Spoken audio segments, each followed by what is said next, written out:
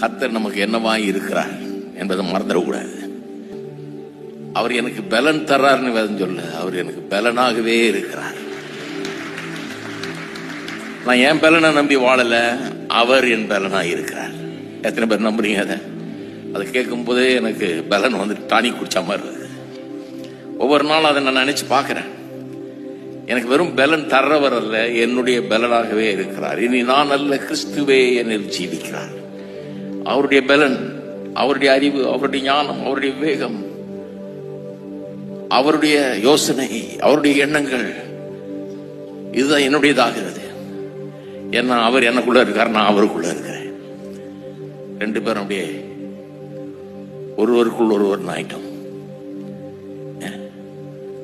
Union with Christ, அப்படியே அவரோட ஒன்றரை கலந்து விட்டோம். ஆமென்.